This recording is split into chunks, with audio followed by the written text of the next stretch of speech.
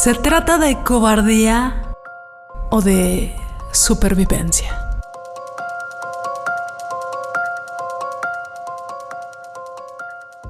Miedo. El tema de hoy. ¿Por qué sentimos miedo?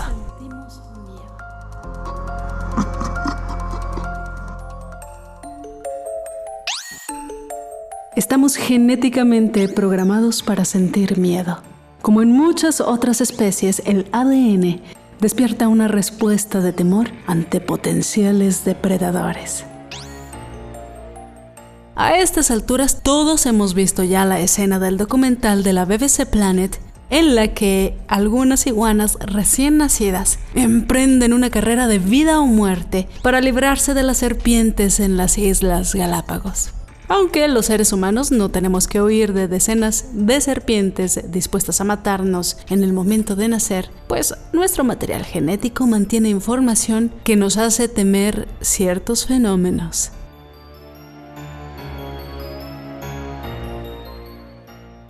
Todos sentimos miedo a lo largo de nuestra vida, pues los humanos respondemos a nuestros instintos básicos, y uno de ellos es el peligro.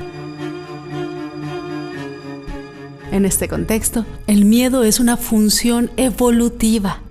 Nuestros ancestros debían sobrevivir en un entorno hostil.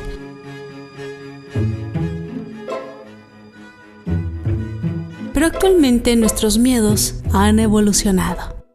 Todas las personas temen algo e incluso temen al miedo en sí mismo. Evolutivamente sentimos miedo como una respuesta ante el peligro para mantenernos a salvo. Actualmente el ser humano ha hecho los miedos mucho más complejos. Y existen además los miedos irracionales. Este miedo irracional o fobias, miedos por traumas, lo que se denomina hoy en psicología estrés postraumático. Aparece cuando sentimos miedo después de haber vivido una experiencia difícil, un conflicto o una catástrofe. Este suceso hace que algunos estímulos en particular se perciban como atemorizantes y sintamos ese miedo irracional. Por ejemplo, si hemos sufrido un accidente y después nos atemorice o paralice subirnos a un coche. También, si de pequeñito a un niño se le ha enseñado a temer, por ejemplo, al agua, siempre le tendrá miedo al agua. Este es el miedo inculcado, el que nos transmiten nuestros padres, hermanos o amigos o cualquier persona cercana. En este tipo de miedo estamos ante un estímulo quizá inofensivo y sin embargo sentimos miedo.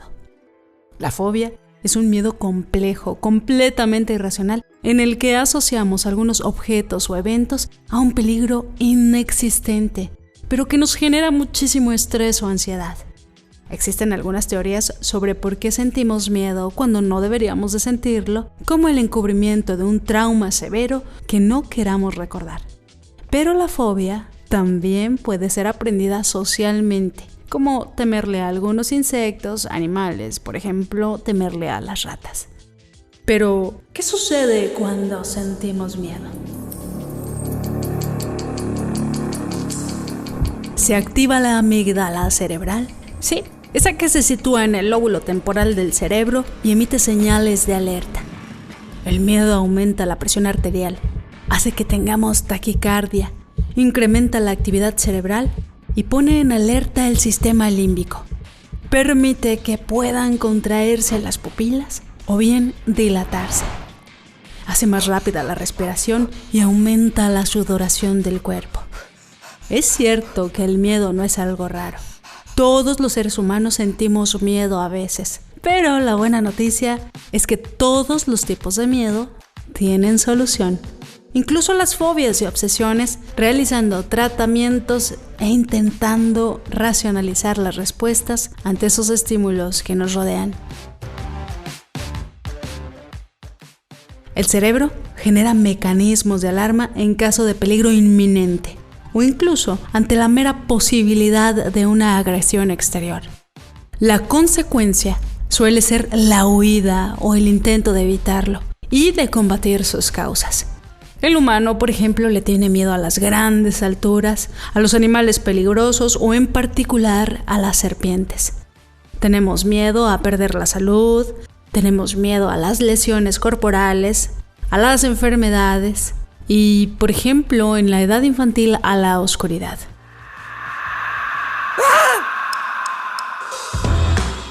La corteza cerebral es el módulo más inteligente de nuestro cerebro, específicamente la corteza prefrontal, la cual inhibe las actividades del sistema límbico. Todos los días el cerebro se da una lucha constante entre lo que queremos y lo que debemos hacer. El sistema límbico, formado por la amígdala cerebral, hipotálamo, hipocampo, ganglios basales y giro del cíngulo, son responsables de nuestros deseos, memorias, miedos, emociones y conductas, y la toma de decisiones más arbitrarias que tenemos en la vida. Es la actividad límbica a través de la cual nos enamoramos, odiamos, deseamos y discutimos. Cuando tenemos miedo, el hipocampo recuerda, asocia y distingue lo que nos asusta. Los ganglios basales brindan una información recurrente, haciendo tener pensamientos e ideas constantes y además obsesivas. La amígdala cerebral genera la emoción, las malas palabras, la impulsividad y la gesticulación de la cara. Es el sitio comando del enojo y la magnitud de nuestro miedo depende directamente y en forma proporcional de la actividad de esta estructura. En especial sentimos miedo por una activación mayor de la amígdala izquierda. El giro del cíngulo interpreta la emoción, la cara y la proyección de otros. El hipotálamo se activa cambiando la organización hormonal de nuestro cuerpo, la cual se prepara para determinar si huimos o peleamos. Un susto fuerte genera un incremento de dopamina, noradrenalina y vasopresina, justo en el sistema límbico. Sustancias químicas que van a detonar en una gran activación de la amígdala cerebral, hipotálamo e hipocampo, pero al mismo tiempo tiene la función de disminuir selectivamente la función de la corteza prefrontal. La consecuencia, una actitud vulnerable, obsesiva, con reacción violenta, provocar, elegir alternativas sin pensar en consecuencias. En resumen, ser impulsivos. Como ya vimos, hay dos tipos de miedo diferentes. Los endógenos, que son los que no están aprendidos y que vienen programados ya genéticamente. Son menos numerosos que los miedos adquiridos, que incluyen el miedo a fenómenos naturales como los rayos, las tormentas, el miedo a la muerte. Este miedo congénito es el más ancestral que existe en la especie humana. Nuestra herencia milenaria ha sido estudiada por cientos de científicos y arrojan que una de las fobias más comunes que existen es, por ejemplo, el miedo a las arañas y a las serpientes. Entre sus conclusiones destacan que el temor se originó hace cientos de miles de años, al comienzo de la evolución humana, en África, donde las arañas eran un peligro inminente. Un gran número de especies con venenos potenciales poblaba el continente mucho antes que los homínidos, y coexistieron con ellos durante millones de años. El miedo fue tan grande en las primeras etapas de evolución humana que quedó grabado a nivel genético. Estamos genéticamente programados para sentir miedo. Como en muchas otras especies, el ADN despierta una respuesta de temor ante potenciales depredadores. Precisamente la evolución ha hecho que el humano no haya de superar peligros inminentes como los que afrontan las especies salvajes. Aunque esto no ha eliminado el concepto del miedo, sino todo lo contrario. La inmensa mayoría de los miedos que sentimos son condicionados, es decir, primero aprendemos a tener miedo, luego archivamos en el cerebro esa información y entonces la amígdala hace su trabajo. La amígdala es el centro de condicionamiento del miedo, que es donde se aprende y se mantiene el significado emocional de las señales sensoriales, incluidas las señales de miedo. Un ejemplo extremo de miedo aprendido lo constituyen las fobias, que son estas reacciones de miedo intenso asociado a la ansiedad, que se mantienen frente a animales, objetos, fenómenos de la naturaleza o comunicación humana. El síndrome de Kluver-Bucy es un ejemplo de cómo se pueden perder los miedos que han sido aprendidos previamente. Se trata de una lesión de amígdalas cerebrales que generan una insensibilidad general frente a los estímulos generadores del miedo, no solo en animales, también en humanos. Y entonces nos preguntamos si se puede dejar de tener miedo. Si es entonces la mayor parte de nuestros temores aprendidos, ¿sería posible educarnos para no sentirlo? Algunos científicos nos dicen que sería difícil, en primer lugar porque todos tenemos miedos innatos como el temor a la muerte. Además, cualquier entorno sociocultural puede facilitar el sentimiento de miedo a determinados estímulos. Aunque sí podemos enfrentarnos a nuestros miedos para lograr superarlos. Según afrontamos la situación que nos genere estrés, ansiedad o miedo, nuestra realidad va cambiando. Podemos hacer acercamientos progresivos como ensayos, relajaciones, tratamientos, enfrentamientos, siempre guiados por un especialista. El miedo aparece como un factor que amenaza en muchas parcelas de la cotidianidad y atenta contra nuestro bienestar. La idea es que hay una intencionalidad. Por otra parte, hay una idea de que estos miedos sean aprendidos. ¿Qué significa esto? Que hay una intencionalidad para que vivamos en estado de miedo permanente. Lo de menos es el tipo de miedo o a qué le tengamos miedo, pero a través de él nos dividimos y nos sentimos más vulnerables.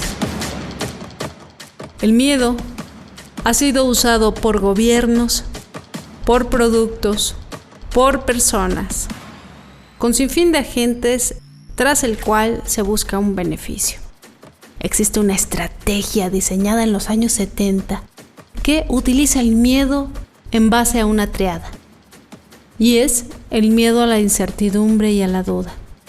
Es el método por medio del cual se apela al sentido de preservación de las personas y se explotan los miedos y sus dudas inherentes.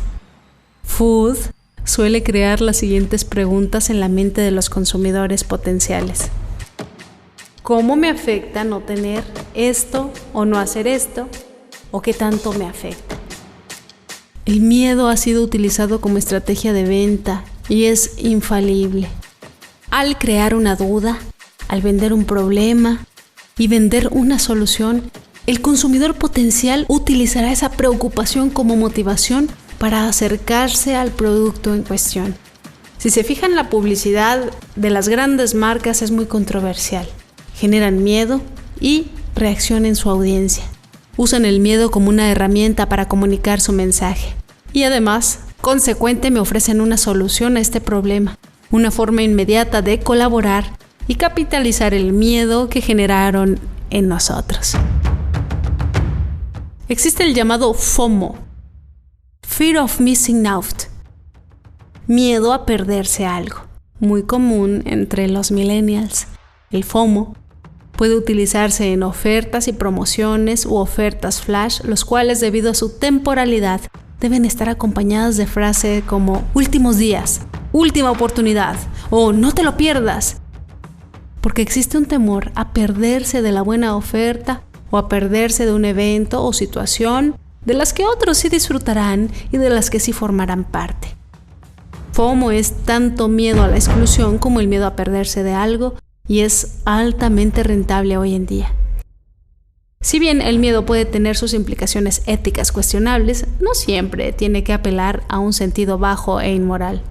Por ejemplo, es vital para las industrias como la de la seguridad y vigilancia, ya que es el principal motivador de estos mercados. Sin el miedo, ni los seguros de vida ni los sistemas de vigilancia tendrían algo que vender. ¿Se acuerdan de cuando a finales del 2009 y principios del 2010 surgió una amenaza de la gripe porcina, conocida técnicamente como la gripe H1N1, que parecía extenderse como la pólvora?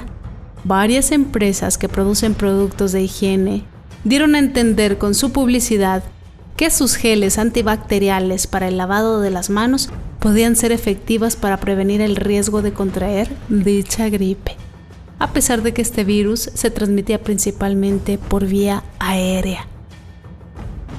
¿O se han fijado algunas empresas que ofrecen servicios de seguridad residencial?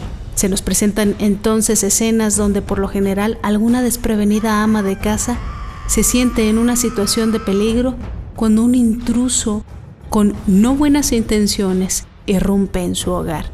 Inmediatamente se activa una alarma que pone sobre aviso a la central de vigilancia, donde siempre un apuesto agente de call center responde telefónicamente a la atemorizada dama para verificar que todo esté en orden.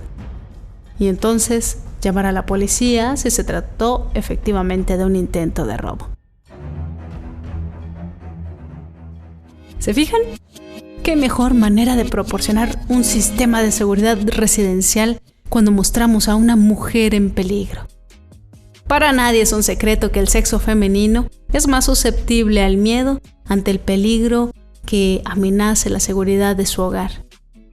En fin, existen tantos ejemplos, sobre todo en la publicidad y en nuestros gobiernos, que buscan despertar el miedo ante diversas situaciones. Pero esos son temas para próximas publicaciones. La próxima vez que sintamos miedo a que nuestro equipo de fútbol esté a punto de no clasificar, o de que yo no pueda pasar el examen, o de que el sol te dañe y te dé un cáncer en el cáncer, o por manchas de la edad, a catástrofes naturales, a quedarte solo, a no tener dinero, a no ser feliz, a no tener hijos, a que te asalten, a ser juzgado, a no tener un teléfono chingón, a no ser bonita, a no ser guapo, a no tener una carrera, miedo a morir, etcétera, etcétera, etcétera. Sacude un poco tu cabeza la próxima vez que escuches balazos en Culiacán, o algún tipo de noticia gubernamental o alguna epidemia, y pregúntate qué hay detrás de estos miedos.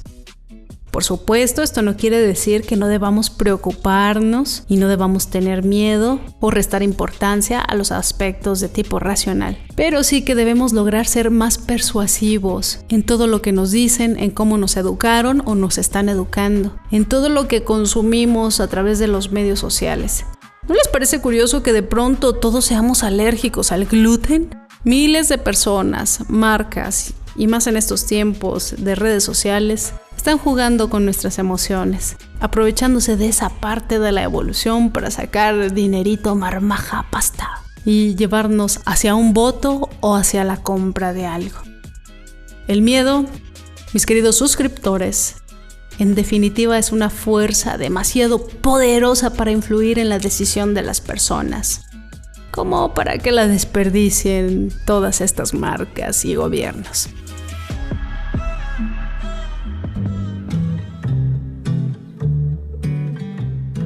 Teniendo en cuenta esto, a partir de hoy, cuando tomes tus decisiones, justifícalas con la razón. Ahora ya estás consciente de lo que es el miedo, el evolutivo y el adquirido, y de que debes preguntarte por qué estás sintiendo miedo antes de tomar una decisión. Hasta la vista y suscríbete o te mataré esta noche. Nah, es mentira, pero suscríbete.